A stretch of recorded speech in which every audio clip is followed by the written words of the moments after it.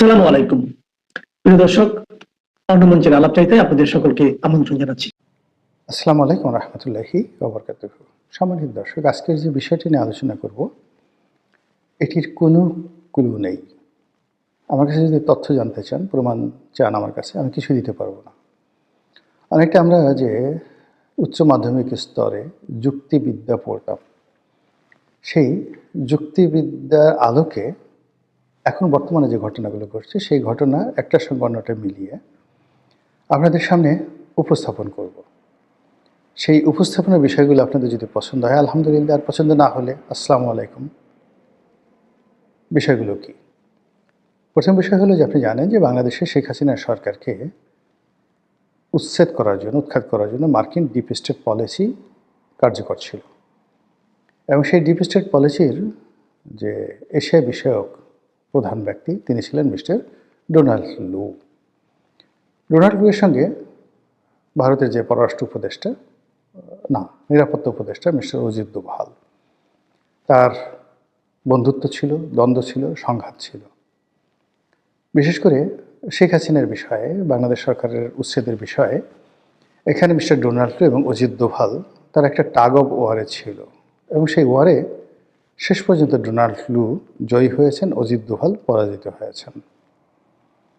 কিন্তু ঘটনার পর যেটি হয়েছে সেটি হলো মার্কিন যুক্তরাষ্ট্রের সরকারের পতন হয়েছে, মানে ডেমোক্র্যাট সরকারদের পতন হয়েছে, এবং মিস্টার জো বাইডেনের পরিবর্তে মিস্টার ডোনাল্ড ট্রাম্প ক্ষমতা আসছেন।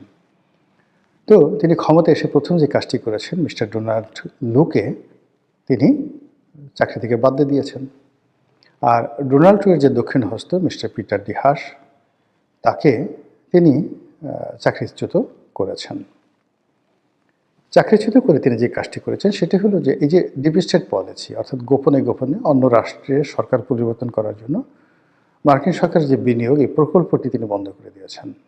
এর বাইরে ইউএসএইড, তাদের যে প্রতিষ্ঠান রয়েছে, সেই প্রতিষ্ঠানের মাধ্যমে তারা যে সকল এনজিওদেরকে সারা দুনিয়াব্যাপী সাহায্য দেন, সেই সাহায্যগুলোর মধ্যে মানবিক সাহায্য, খাদ্য সাহায্য, এই দুটো প্রকল্প ছাড়া বাকি সবগুলো বন্ধ করে দিয়েছেন, যেন এনজিওরা এই বিদেশি টাকা দিয়ে বিভিন্ন জায়গাতে বিভিন্ন গ্রুপ তৈরি করে তারা যেন সরকারের বিরুদ্ধে খেলাধুলা করতে না পারে।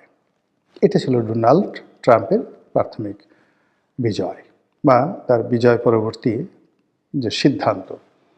তো সেই সিদ্ধান্ত যেটা হলো যে শেখ হাসিনার পতনের পর যে সরকারটি, সেই সরকারটি আসলে আমেরিকার যে ক্ষমতাসীন সরকার, তাদের সহযোগিতা তারা পেল না।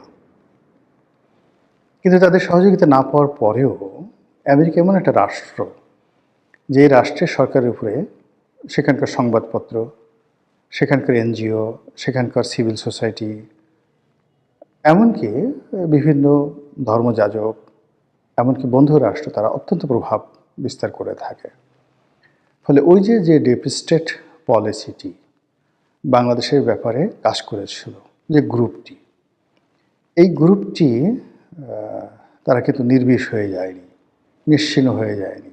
শেখ হাসিনার পতনের পর যেভাবে বাংলাদেশ থেকে আওয়ামী লীগের লোকজন পালিয়ে গেছে, ডোনাল্ড ট্রাম্পের বিজয়ের পরে তার যারা প্রতিপক্ষ ছিল তারা কিন্তু পালাননি, বরং অনেকে বাইডেন সরকারের আমলে যে ক্ষমতা ছিল তার চেয়ে অনেক অনেক বেশি ক্ষমতার মালিক তারা হয়ে গেছে। এবং যখন তৃতীয় বিশ্বে এরকম কোনো দুর্ঘটনা তারা ঘটায় ডিপ স্টেটের মাধ্যমে, তো সেই ঘটনার সাথে অয়েল কোম্পানি থাকে, তেল গ্যাস কোম্পানি থাকে, তারপরে শেষে সেই কোম্পানিগুলোর সাথে এনজিও থাকে, বিভিন্ন মাল্টিন্যাশনাল কোম্পানি, বোয়িংয়ের মতো কোম্পানি থাকে।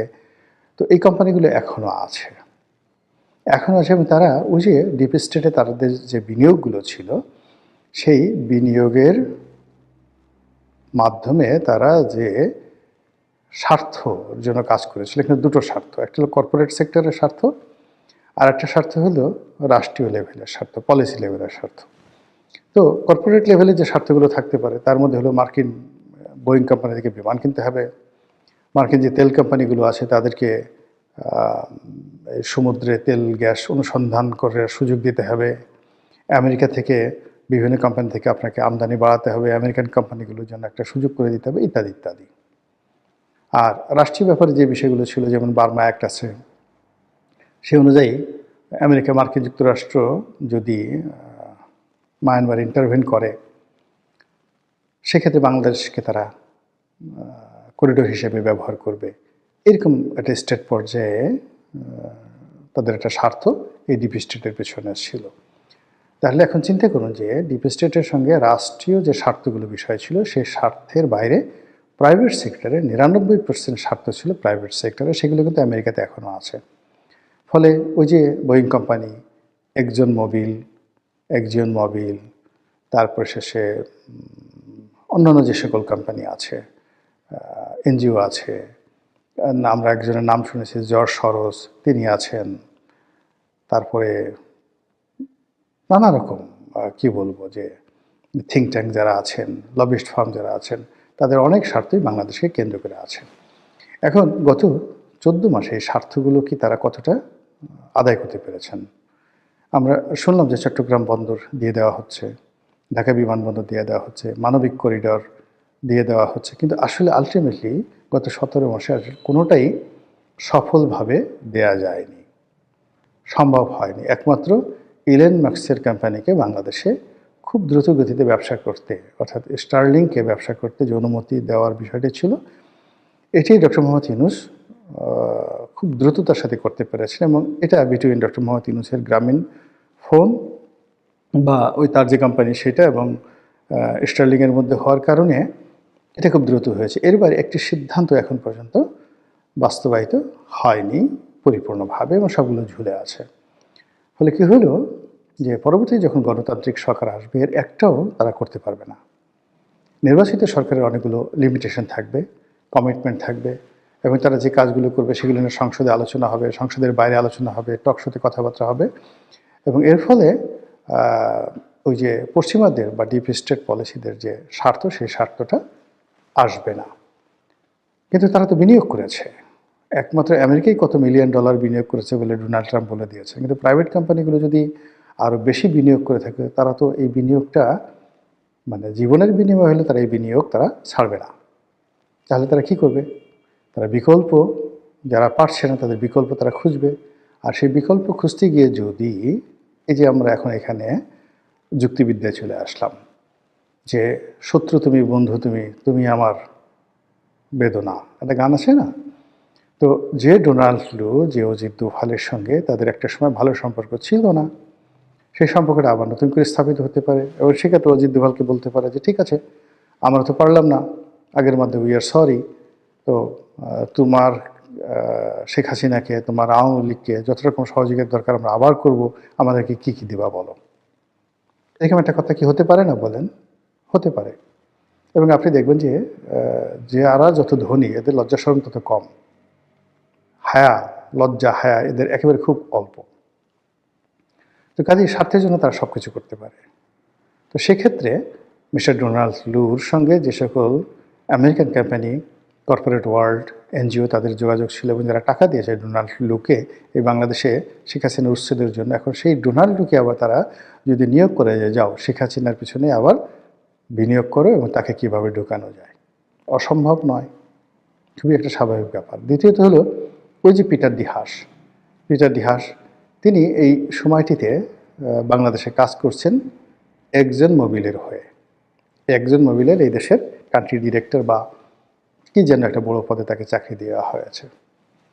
তো সেই ভদ্রলোক ঘোরাফেরা করছেন, খুব ঘন ঘন কক্সবাজারে যাচ্ছেন, ঘন ঘন সেন্ট মার্টিন যাচ্ছেন। একজন মোবিল নিয়ে কি হচ্ছে আমরা জানি না, তার কাজটা কি আমরা কিছুই জানি না, কিন্তু তিনি খুব ঘোরাফেরা করছেন, কিন্তু খুব বেশি এটা সফল হতে পেরেছেন বলে আমার কাছে মনে হচ্ছে না। শেখ হাসিনার জমানাতে আমেরিকার সাথে একটা সমঝোতা করার জন্য আওয়ামী লীগ চেষ্টা করেছিল যে আমাদের যে বহির সমুদ্র, সেই যে তেল গ্যাসের যে অঞ্চলটি, সেই অঞ্চলটি ইজারা দেওয়ার কথাবার্তা প্রায় ফাইনাল হয়ে গেছিল একজন মোবিলের সঙ্গে। এখন সেটা কি গত 17 মাসে শেখ হাসিনা হলে তো এটা একদিনের মধ্যে করে দিত, ইয়েস ডান, একজন মোবিল পাস, যাও কাজ করো। কিন্তু এখন গত 17 মাসে আসলে একজন মোবিল কি কোনো ওয়ার্ক অর্ডার পেয়েছে, কার্যাদেশ পেয়েছে? মিস্টার পিটার দিহাস এই যে তাকে নিয়োগ দিয়েছে যারা, একজন নোবেল যারা নিয়োগ দিয়েছে যে তিনি বাংলাদেশে এত বড় একটা কাণ্ড ঘটিয়ে ফেলেছেন, সফল হয়েছেন, শেখ হাসিনাকে উচ্ছেদ করেছেন, কাজেই তিনি 17 মিনিটের মধ্যে সরকারের একটা সিদ্ধান্ত তিনি নিয়ে নেবেন। তিনি কি পেরেছেন? So far my knowledge not yet. এখন পর্যন্ত তিনি সফল হতে পারেননি। ফলে তিনিও যদি ইউ টার্ন দেন, গিয়ে যদি তিনি আবার শেখ হাসিনার সঙ্গে সমঝোতা করেন, আওয়ামী লীগের সঙ্গে সমঝোতা করেন, মানে এটা অসম্ভব কিছু নয়। এটা কেন তিনি তারেক রহমান সাহেবের সাথে কেন করবেন না? এরা মূল কারণ হলো এখন যে প্রক্রিয়াতে আসছে, সেই প্রক্রিয়া হলো যে নির্বাচন যদি উইদাউট আওয়ামী লীগ হয়, তারেক রহমান সাহেব প্রধানমন্ত্রী হন, এই সরকারটি খুব দুর্বল সরকার হবে। তারা এই ধরনের কোনো সিদ্ধান্ত নিতে পারবে না। কিন্তু বিদেশি শক্তিগুলো তারা সবসময় একটা ডিক্টেটর পছন্দ করে, তারা সবসময় একটা শক্তিশালী সরকারকে পছন্দ করে। সেটা ফ্যাসিবাদী হোক, সেটা হিটলার হোক, সেটা মুসলিনি হোক, ডাজ নট ম্যাটার। সেটা বাদশাহ সালমান হন, কিংবা ধরুন জেনারেল যাকে বলা হয় নরিয়েগা হন, ডাজ নট ম্যাটার, সাদ্দাম হন, মানে তাদের স্বার্থ হলেই হয়। এই যে ইরানের সাথে যে তারা এত কিছু করতেছে মূলত স্বার্থের জন্য। স্বার্থ দিয়ে দিলে ইরান হবে তাদের সবচেয়ে ভালো বন্ধু। জাস্ট ইরান যদি স্যাক্রিফাইস করে যে তারা আমেরিকার সঙ্গে বন্ধুত্ব করবে, এটা 1 ঘন্টার মধ্যে সেই বন্ধুত্ব তাদের হয়ে যেতে পারে। এবং ডোনাল্ড ট্রাম্প ক্ষমতায় এসে কিন্তু সেই ইঙ্গিতটি তিনি দিয়েছিল যে ইরানের সঙ্গে তিনি সম্পর্ক উন্নয়ন করতে চান, কিন্তু সেটা ইরান করেনি। তো শেখ হাসিনা যদি ফ্ল্যাকচুয়েট করেন, বা বাংলাদেশে যারা এই গত 17 মাস ধরে এই সরকারের পিছনে ঘুরছে এবং অনেক কিছু আশা করছে, কিন্তু এই সরকার যখন তাদেরকে কোনো বিষয়ই পারফেক্ট কোনো সলিউশন দিতে পারেনি, তখন সেখানে কি হতে পারে? সেখানে এই যে আমি যে একটা কাল্পনিক দৃশ্য আঁকলাম, বা যে ঘটনাগুলো বললাম, যে সমীকরণগুলো আমি আপনাদেরকে মিলানোর চেষ্টা করলাম, সেটি কি হওয়া সম্ভব নয়? আর সেটা যদি সম্ভব হয় তাহলে হবে না কেন? ইফ ইট ইজ পসিবল, তাহলে বলুন যে কেন সেটা হবে না। আর এটা যে করা হচ্ছে না, এই কথাও কিন্তু বুকে হাত দিয়ে কেউ বলতে পারবেন না। মহান আল্লাহ আমাদের সবাইকে হেদায়েত দান করুন এবং হেফাজত করুন। আসসালামু আলাইকুম ওয়া রাহমাতুল্লাহি ওয়া বারাকাতুহু। উপদেষ্টা মিস্টার অজিত দোভাল, তার বন্ধুত্ব ছিল, দ্বন্দ্ব ছিল, সংঘাত ছিল। বিশেষ করে শেখ হাসিনার বিষয়ে, বাংলাদেশ সরকারের উচ্ছেদের বিষয়ে এখানে মিস্টার ডোনাল্ড এবং অজিত দোভাল তার একটা টাগ অফ ওয়ারে ছিল, এবং সেই ওয়ারে শেষ পর্যন্ত ডোনাল্ড লু জয়ী হয়েছেন, অজিত দোভাল পরাজিত হয়েছেন। কিন্তু ঘটনার পর যেটি হয়েছে সেটি হলো মার্কিন যুক্তরাষ্ট্রের সরকারের পতন হয়েছে, মানে ডেমোক্র্যাট সরকারদের পতন হয়েছে এবং মিস্টার জো বাইডেনের পরিবর্তে মিস্টার ডোনাল্ড ট্রাম্প ক্ষমতা আসছেন। তো তিনি ক্ষমতা এসে প্রথম যে কাজটি করেছেন, মিস্টার ডোনাল্ড লুকে তিনি চাকরি থেকে বাদ দিয়ে দিয়েছেন। আর ডোনাল্ড ট্রাম্পের যে দক্ষিণ হস্ত মিস্টার পিটার দিহাস, তাকে তিনি চাকরিচ্যুত করেছেন। চাকরিচ্যুত করে তিনি যে কাজটি করেছেন সেটি হলো যে এই যে ডিপ স্টেট পলিসি, অর্থাৎ গোপনে গোপনে অন্য রাষ্ট্রের সরকার পরিবর্তন করার জন্য মার্কিন সরকারের যে বিনিয়োগ, এই প্রকল্পটি তিনি বন্ধ করে দিয়েছেন। এর বাইরে ইউএসএইড, তাদের যে প্রতিষ্ঠান রয়েছে, সেই প্রতিষ্ঠানের মাধ্যমে তারা যে সকল এনজিওদেরকে সারা দুনিয়াব্যাপী সাহায্য দেন, সেই সাহায্যগুলোর মধ্যে মানবিক সাহায্য, খাদ্য সাহায্য, এই দুটো প্রকল্প ছাড়া বাকি সবগুলো বন্ধ করে দিয়েছেন, যেন এনজিওরা এই বিদেশি টাকা দিয়ে বিভিন্ন জায়গাতে বিভিন্ন গ্রুপ তৈরি করে তারা যেন সরকারের বিরুদ্ধে খেলাধুলা করতে না পারে। এটা ছিল ডোনাল্ড ট্রাম্পের প্রাথমিক বিজয়, বা তার বিজয় পরবর্তী যে সিদ্ধান্ত। তো সেই সিদ্ধান্ত যেটা হলো যে শেখ হাসিনার পতনের পর যে সরকারটি, সেই সরকারটি আসলে আমেরিকার যে ক্ষমতাসীন সরকার, তাদের সহযোগিতা তারা পেল না। কিন্তু তাদের সহযোগিতা না পাওয়ার পরেও আমেরিকা এমন একটা রাষ্ট্র, যে রাষ্ট্রের সরকারের উপরে সেখানকার সংবাদপত্র, সেখানকার এনজিও, সেখানকার সিভিল সোসাইটি, এমনকি বিভিন্ন ধর্মযাজক, এমনকি বন্ধু রাষ্ট্র, তারা অত্যন্ত প্রভাব বিস্তার করে থাকে। ফলে ওই যে ডিপ স্টেট পলিসিটি বাংলাদেশের ব্যাপারে কাজ করেছিল, যে গ্রুপটি, এই গ্রুপটি তারা কিন্তু নির্বিষ হয়ে যায়নি, নিশ্চিহ্ন হয়ে যায়নি। শেখ হাসিনার পতনের পর যেভাবে বাংলাদেশ থেকে আওয়ামী লীগের লোকজন পালিয়ে গেছে, ডোনাল্ড ট্রাম্পের বিজয়ের পরে তার যারা প্রতিপক্ষ ছিল তারা কিন্তু পালাননি, বরং অনেকে বাইডেন সরকারের আমলে যে ক্ষমতা ছিল তার চেয়ে অনেক অনেক বেশি ক্ষমতার মালিক তারা হয়ে গেছে। এবং যখন তৃতীয় বিশ্বে এরকম কোনো দুর্ঘটনা তারা ঘটায় ডিপ স্টেটের মাধ্যমে, তো সেই ঘটনার সাথে অয়েল কোম্পানি থাকে, তেল গ্যাস কোম্পানি থাকে, তারপরে শেষে সেই কোম্পানিগুলোর সাথে এনজিও থাকে, বিভিন্ন মাল্টিন্যাশনাল কোম্পানি, বোয়িংয়ের মতো কোম্পানি থাকে। তো এই কোম্পানিগুলো এখনও আছে এবং তারা ওই যে ডিপ স্টেটে তাদের যে বিনিয়োগগুলো ছিল সেই বিনিয়োগের মাধ্যমে তারা যে স্বার্থর জন্য কাজ করেছিল, এখানে দুটো স্বার্থ, একটা হলো কর্পোরেট সেক্টরের স্বার্থ, আর একটা স্বার্থ হলো রাষ্ট্রীয় লেভেলের স্বার্থ, পলিসি লেভেলের স্বার্থ। তো কর্পোরেট লেভেলে যে স্বার্থগুলো থাকতে পারে তার মধ্যে হলো মার্কিন বোয়িং কোম্পানি থেকে বিমান কিনতে হবে, মার্কিন যে তেল কোম্পানিগুলো আছে তাদেরকে সমুদ্রে তেল গ্যাস অনুসন্ধান করে সুযোগ দিতে হবে, আমেরিকা থেকে বিভিন্ন কোম্পানি থেকে আপনাকে আমদানি বাড়াতে হবে, আমেরিকান কোম্পানিগুলোর জন্য একটা সুযোগ করে দিতে হবে, ইত্যাদি ইত্যাদি। আর রাষ্ট্রীয় ব্যাপারে যে বিষয়গুলো ছিল, যেমন বার্মা অ্যাক্ট আছে, সে অনুযায়ী আমেরিকা মার্কিন যুক্তরাষ্ট্র যদি মায়ানমার ইন্টারভেন করে সেক্ষেত্রে বাংলাদেশকে তারা করিডোর হিসেবে ব্যবহার করবে, এরকম একটা স্টেট পর্যায়ে তাদের একটা স্বার্থ এই ডিপ স্টেটের পেছনে ছিল। তাহলে এখন চিন্তা করুন যে ডিপ স্টেটের সঙ্গে রাষ্ট্রীয় যে স্বার্থগুলো বিষয় ছিল সেই স্বার্থের বাইরে প্রাইভেট সেক্টরে 99% স্বার্থ ছিল প্রাইভেট সেক্টরে, সেগুলো কিন্তু আমেরিকাতে এখনও আছে। ফলে ওই যে বোয়িং কোম্পানি, একজিয়ন মোবিল, তারপর শেষে অন্যান্য যে সকল কোম্পানি আছে, এনজিও আছে, আমরা একজনের নাম শুনেছি জর্জ সরোস, তিনি আছেন, তারপরে নানা রকম কি বলবো যে থিঙ্ক ট্যাঙ্ক যারা আছেন, লবিস্ট ফার্ম যারা আছেন, তাদের অনেক স্বার্থই বাংলাদেশকে কেন্দ্র করে আছে। এখন গত 14 মাসে এই স্বার্থগুলো কি তারা কতটা আদায় করতে পেরেছেন? আমরা শুনলাম যে চট্টগ্রাম বন্দর দিয়ে দেওয়া হচ্ছে, ঢাকা বিমানবন্দর দিয়ে দেওয়া হচ্ছে, মানবিক করিডর দিয়ে দেওয়া হচ্ছে, কিন্তু আসলে আলটিমেটলি গত 17 মাসে কোনোটাই সফলভাবে দেয়া যায়নি, সম্ভব হয়নি। একমাত্র ইলন মাস্কের কোম্পানিকে বাংলাদেশে খুব দ্রুত গতিতে ব্যবসা করতে, অর্থাৎ স্টারলিংকে ব্যবসা করতে যে অনুমতি দেওয়ার বিষয়টি ছিল, এটি ডক্টর মোহাম্মদ ইউনূস খুব দ্রুততার সাথে করতে পেরেছেন, এবং এটা বিটুইন ডক্টর মোহাম্মদ ইউনূসের গ্রামীণ ফোন বা ওই তার যে কোম্পানি সেটা এবং স্টারলিংয়ের মধ্যে হওয়ার কারণে এটা খুব দ্রুত হয়েছে। এর বাইরে একটি সিদ্ধান্ত এখন পর্যন্ত বাস্তবায়িত হয়নি পরিপূর্ণভাবে, এবং সবগুলো ঝুলে আছে। ফলে কী হলো যে পরবর্তী যখন গণতান্ত্রিক সরকার আসবে এর একটাও তারা করতে পারবে না। নির্বাচিত সরকারের অনেকগুলো লিমিটেশন থাকবে, কমিটমেন্ট থাকবে, এবং তারা যে কাজগুলো করবে সেগুলো নিয়ে সংসদে আলোচনা হবে, সংসদের বাইরে আলোচনা হবে, টকশোতে কথাবার্তা হবে, এবং এর ফলে ওই যে পশ্চিমাদের বা ডিপ স্টেট পলিসিদের যে স্বার্থ সেই স্বার্থটা আসবে না। কিন্তু তারা তো বিনিয়োগ করেছে, একমাত্র আমেরিকাই কত $1 মিলিয়ন বিনিয়োগ করেছে বলে ডোনাল্ড ট্রাম্প বলে দিয়েছে, কিন্তু প্রাইভেট কোম্পানিগুলো যদি আরও বেশি বিনিয়োগ করে থাকে তারা তো এই বিনিয়োগটা মানে জীবনের বিনিময় হলে তারা এই বিনিয়োগ তারা ছাড়বে না। তাহলে তারা কি করবে?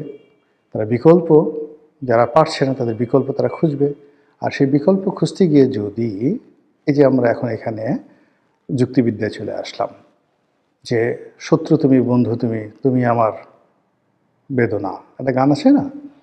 তো যে ডোনাল্ড লু, যে অজিত দোভালের সঙ্গে তাদের একটা সময় ভালো সম্পর্ক ছিল না, সেই সম্পর্কটা আবার নতুন করে স্থাপিত হতে পারে, এবং সেক্ষেত্রে অজিত দোভালকে বলতে পারে যে ঠিক আছে, আমরা তো পারলাম না আগের মধ্যে, উই আর সরি, তো তোমার শেখ হাসিনাকে, তোমার আওয়ামী লীগকে যত রকম সহযোগিতার দরকার আমরা আবার করব, আমাদেরকে কী কী দেবা বলো।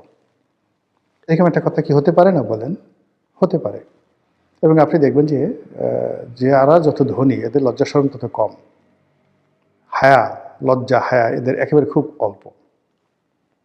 তো কাজেই স্বার্থের জন্য তারা সব কিছু করতে পারে। তো সেক্ষেত্রে মিস্টার ডোনাল্ড লুর সঙ্গে যে সকল American company, corporate world, NGO তাদের যোগাযোগ ছিল, এবং যারা টাকা দিয়েছে ডোনাল্ড লুকে এই বাংলাদেশে শেখ হাসিনার উচ্ছেদের জন্য, এখন সেই ডোনাল্ড লুকে আবার তারা যদি নিয়োগ করে যে যাও শেখ হাসিনার পিছনে আবার বিনিয়োগ করো এবং তাকে কীভাবে ঢোকানো যায়। অসম্ভব নয়, খুবই একটা স্বাভাবিক ব্যাপার। দ্বিতীয়ত হলো ওই যে পিটার ডি হাস তিনি এই সময়টিতে বাংলাদেশে কাজ করছেন একজন মোবিলের হয়ে। একজন মোবিলের এই দেশের কান্ট্রি ডিরেক্টর বা কি যেন একটা বড় পদে তাকে চাকরি দেওয়া হয়েছে। তো সেই ভদ্রলোক ঘোরাফেরা করছেন, খুব ঘন ঘন কক্সবাজারে যাচ্ছেন, ঘন ঘন সেন্ট মার্টিন যাচ্ছেন। একজন মোবিল নিয়ে কি হচ্ছে আমরা জানি না, তার কাজটা কি আমরা কিছু জানি না, কিন্তু তিনি খুব ঘোরাফেরা করছেন, কিন্তু খুব বেশি এটা সফল হতে পেরেছেন বলে আমার কাছে মনে হচ্ছে না। শেখ হাসিনার জমানাতে আমেরিকার সাথে একটা সমঝোতা করার জন্য আওয়ামী লীগ চেষ্টা করেছিল যে আমাদের যে সমুদ্র সেই যে তেল গ্যাসের যে অঞ্চলটি, সেই অঞ্চলটি ইজারা দেওয়ার কথাবার্তা প্রায় ফাইনাল হয়ে গেছিল একজন মোবিলের সঙ্গে। এখন সেটা কি গত 17 মাসে শেখ হাসিনা হলে তো এটা একদিনের মধ্যে করে দিত, ইয়েস ডান, একজন মোবিল পাস, যাও কাজ করো। কিন্তু এখন গত 17 মাসে আসলে একজন মোবিল কি কোনো ওয়ার্ক অর্ডার পেয়েছে, কার্যাদেশ পেয়েছে? মিস্টার পিটার ডি হাস এই যে তাকে নিয়োগ দিচ্ছে, যারা একজন মোবিল যারা নিয়োগ দিয়েছে, যে তিনি বাংলাদেশে এত বড় একটা কাণ্ড ঘটিয়ে ফেলেছেন, সফল হয়েছেন, শেখ হাসিনাকে উচ্ছেদ করেছেন, কাজেই তিনি 17 মিনিটের মধ্যে সরকারের একটা সিদ্ধান্ত তিনি নিয়ে নেবেন। তিনি কি পেরেছেন? So far my knowledge not yet. এখন পর্যন্ত তিনি সফল হতে পারেননি। বলে তিনিও যদি ইউ টার্ন দেন, গিয়ে যদি তিনি আবার শেখ হাসিনার সঙ্গে সমঝোতা করেন, আওয়ামী লীগের সঙ্গে সমঝোতা করেন, মানে এটা অসম্ভব কিছু নয়। এটা কেন তিনি তারেক রহমান সাহেবের সাথে কেন করবেন না? এরা মূল কারণ হলো এখন যে প্রক্রিয়াতে আসছে, সেই প্রক্রিয়া হলো যে নির্বাচন যদি উইদাউট আওয়ামী লীগ হয়, তারেক রহমান সাহেব প্রধানমন্ত্রী হন, এই সরকারটি খুব দুর্বল সরকার হবে। তারা এই ধরনের কোনো সিদ্ধান্ত নিতে পারবে না। কিন্তু বিদেশি শক্তিগুলো তারা সবসময় একটা ডিক্টেটর পছন্দ করে, তারা সবসময় একটা শক্তিশালী সরকারকে পছন্দ করে। সেটা ফ্যাসিবাদী হোক, সেটা হিটলার হোক, সেটা মুসলিনি হোক, ডাজ নট ম্যাটার। সেটা বাদশাহ সালমান হন, কিংবা ধরুন জেনারেল যাকে বলা হয় নরিয়েগা হন, ডাজ নট ম্যাটার, সাদ্দাম হন, মানে তাদের স্বার্থ হলেই হয়। এই ইরানের সাথে যে তারা এত কিছু করতেছে মূলত স্বার্থের জন্য। স্বার্থ দিয়ে দিলে ইরান হবে তাদের সবচেয়ে ভালো বন্ধু। জাস্ট ইরান যদি স্যাক্রিফাইস করে যে তারা আমেরিকার সঙ্গে বন্ধুত্ব করবে, এটা 1 ঘন্টার মধ্যে সেই বন্ধুত্ব তাদের হয়ে যেতে পারে। এবং ডোনাল্ড ট্রাম্প ক্ষমতায় এসে কিন্তু সেই ইঙ্গিতটি তিনি দিয়েছিলেন যে ইরানের সঙ্গে তিনি সম্পর্ক উন্নয়ন করতে চান, কিন্তু সেটা ইরান করেনি। তো শেখ হাসিনা যদি ফ্ল্যাকচুয়েট করেন, বা বাংলাদেশে যারা এই গত 17 মাস ধরে এই সরকারের পিছনে ঘুরছে এবং অনেক কিছু আশা করছে, কিন্তু এই সরকার যখন তাদেরকে কোনো বিষয়ই পারফেক্ট কোনো সলিউশন দিতে পারেনি, তখন সেখানে কি হতে পারে? সেখানে এই যে আমি যে একটা কাল্পনিক দৃশ্য আঁকলাম, বা যে ঘটনাগুলো বললাম, যে সমীকরণগুলো আমি আপনাদেরকে মিলানোর চেষ্টা করলাম, সেটি কি হওয়া সম্ভব নয়? আর সেটা যদি সম্ভব হয় তাহলে হবে না কেন? ইফ ইট ইজ পসিবল, তাহলে বলুন যে কেন সেটা হবে না। আর এটা যে করা হচ্ছে না, এই কথাও কিন্তু বুকে হাত দিয়ে কেউ বলতে পারবেন না। মহান আল্লাহ আমাদের সবাইকে হেদায়েত দান করুন এবং হেফাজত করুন। আসসালামু আলাইকুম ওয়া রাহমাতুল্লাহি ওয়া বারাকাতুহু। উপদেষ্টা মিস্টার অজিত দোভাল, তার বন্ধুত্ব ছিল, দ্বন্দ্ব ছিল, সংঘাত ছিল, বিশেষ করে শেখ হাসিনার বিষয়ে, বাংলাদেশ সরকারের উচ্ছেদের বিষয়ে। এখানে মিস্টার ডোনাল্ড এবং অজিত দোভাল তার একটা টাগ অফ ওয়ারে ছিল, এবং সেই ওয়ারে শেষ পর্যন্ত ডোনাল্ড লু জয়ী হয়েছেন, অজিত দোভাল পরাজিত হয়েছেন। কিন্তু ঘটনার পর যেটি হয়েছে সেটি হলো মার্কিন যুক্তরাষ্ট্রের সরকারের পতন হয়েছে, মানে ডেমোক্র্যাট সরকারদের পতন হয়েছে, এবং মিস্টার জো বাইডেনের পরিবর্তে মিস্টার ডোনাল্ড ট্রাম্প ক্ষমতা আসছেন। তো তিনি ক্ষমতা এসে প্রথম যে কাজটি করেছেন, মিস্টার ডোনাল্ড লুকে তিনি চাকরি থেকে বাদ দিয়ে দিয়েছেন। আর ডোনাল্ড ট্রাম্পের যে দক্ষিণ হস্ত মিস্টার পিটার ডি হাস, তাকে তিনি চাকরিচ্যুত করেছেন। চাকরিচ্যুত করে তিনি যে কাজটি করেছেন সেটি হলো যে এই যে ডিপ স্টেট পলিসি, অর্থাৎ গোপনে গোপনে অন্য রাষ্ট্রের সরকার পরিবর্তন করার জন্য মার্কিন সরকারের যে বিনিয়োগ, এই প্রকল্পটি তিনি বন্ধ করে দিয়েছেন। এর বাইরে ইউএসএইড, তাদের যে প্রতিষ্ঠান রয়েছে, সেই প্রতিষ্ঠানের মাধ্যমে তারা যে সকল এনজিওদেরকে সারা দুনিয়াব্যাপী সাহায্য দেন, সেই সাহায্যগুলোর মধ্যে মানবিক সাহায্য, খাদ্য সাহায্য, এই দুটো প্রকল্প ছাড়া বাকি সবগুলো বন্ধ করে দিয়েছেন, যেন এনজিওরা এই বিদেশি টাকা দিয়ে বিভিন্ন জায়গাতে বিভিন্ন গ্রুপ তৈরি করে তারা যেন সরকারের বিরুদ্ধে খেলাধুলা করতে না পারে। এটা ছিল ডোনাল্ড ট্রাম্পের প্রাথমিক বিজয় বা তার বিজয় পরবর্তী যে সিদ্ধান্ত। তো সেই সিদ্ধান্ত যেটা হলো যে শেখ হাসিনার পতনের পর যে সরকারটি, সেই সরকারটি আসলে আমেরিকার যে ক্ষমতাসীন সরকার তাদের সহযোগিতা তারা পেল না।